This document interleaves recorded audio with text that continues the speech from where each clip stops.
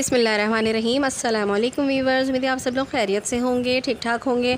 आज मैं आपके लिए बहुत ही यमी और डिलीशियस से स्नैक्स की रेसिपी लेकर आई हूँ, पोटैटो क्रोकेट्स की, जो कि बहुत ही डिलीशियस होते हैं। बच्चों और बड़ों दोनों को ज़रूर पसंद आएंगे। तो आइए चलते हैं इसकी रेसिपी की तरफ।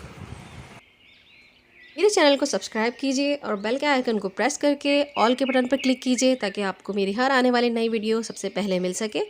और अगर वीडियोस पसंद आए तो एक लाइक भी कर दीजिए। पोटैटो क्रोकेट्स बनाने के लिए सबसे पहले मैंने ये 5 दरमियाने साइज़ के आलू ले लिए हैं। इन आलूओं को मैंने कट कर लिया है।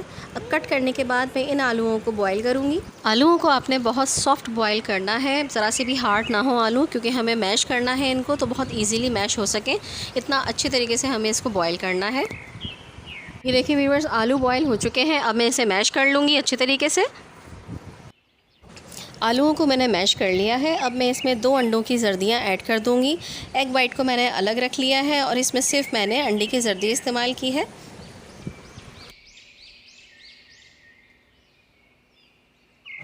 सर्दियों को हल्का सा मिक्स करने के बाद मैं इसमें 1 टेबल स्पून मक्खन ऐड कर दूंगी। ये सॉल्टेड बटर है, इस वजह से हम इसमें नमक का इस्तेमाल भी इसी हिसाब से रखेंगे। आप चाहें तो अनसॉल्टेड बटर भी यूज़ कर सकते हैं। इसको मैंने हल्का सा मिला लिया है। ये रूम टेम्परेचर का रखा हुआ बटर था, आपने यही कोशिश करनी है कि रूम टेम्परेचर का बटर हो। अब मैंने इसमें बटर के हिसाब से जो है वो नमक ऐड कर दिया है। 1 टीस्पून से भी कम मैंने इसमें नमक ऐड किया है। और मैंने ये हाफ़ टी स्पून के करीब काली मिर्च ऐड करी है, पिसी हुई काली मिर्च। अब मैं इसको मिक्स करूँगी और यहाँ पे मैंने 2 टेबल स्पून इसमें मिल्क ऐड किया है, ताकि हमारे ये पोटैटो का अच्छा सा पेस्ट बन जाए।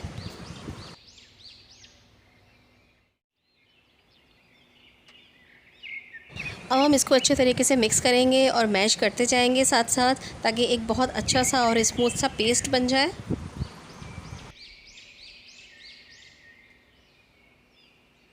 अब देखिए व्यूअर्स, यहाँ पे मैंने एक पाइपिंग बैग ले लिया है। अगर आपके पास पाइपिंग बैग ना हो, हर किसी के पास नहीं होता, तो मैं यहाँ पे एक शॉपर बैग यूज़ करूँगी, जो इजीली अवेलेबल हो जाता है, हमारी करीबी शॉप से भी हमें मिल जाता है।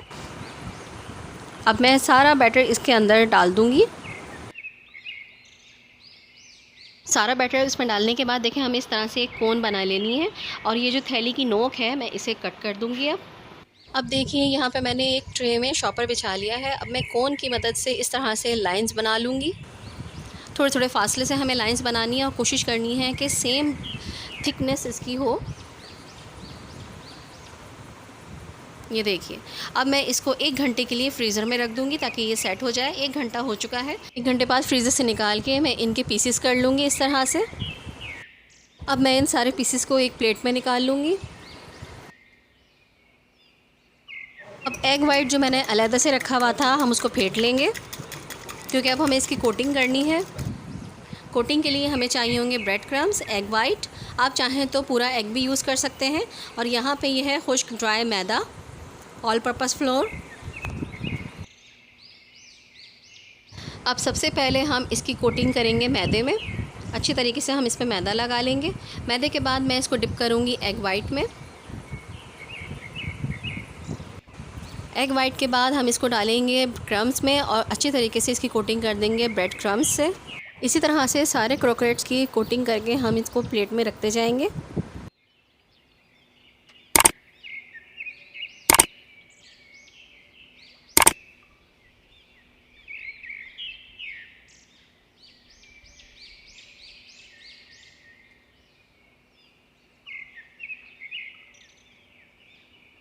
कोटिंग हो चुकी है। अब इसको 10 मिनट के लिए मैं फ्रीज़र में रख दूँगी।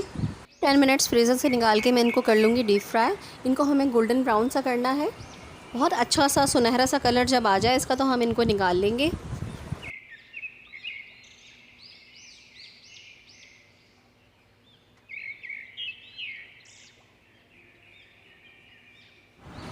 क्रोकेट्स हमारे बनके तैयार हो चुके हैं। अब देखें ये कितने क्रिस्पी हैं।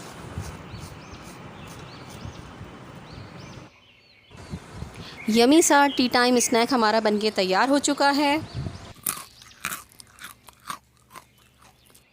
ऊपर से बहुत ज़्यादा क्रिस्पी और अंदर से बिल्कुल सॉफ्ट, बहुत मज़ेदार, बहुत डिलीशियस।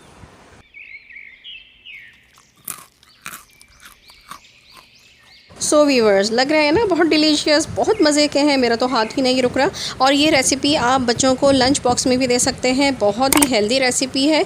इंशाल्लाह ताला आपको ये रेसिपी ज़रूर पसंद आएगी। मेरी और वीडियोस देखने के लिए मेरे चैनल को सब्सक्राइब करके बेल प्रेस कर दीजिए ताकि आप मेरी हर आने वाली नई वीडियो को पहले वॉच कर सकें। और मेरे फेसबुक पेज और इंस्टाग्राम को भी ज़रूर फॉलो कीजिएगा। इंशाल्लाह ताला नेक्स्ट रेसिपी के साथ फिर हाजिर होंगी। जब तक के लिए नूर को इजाज़त दीजिएगा। अल्लाह हाफिज़, अल्लाह निगहबान।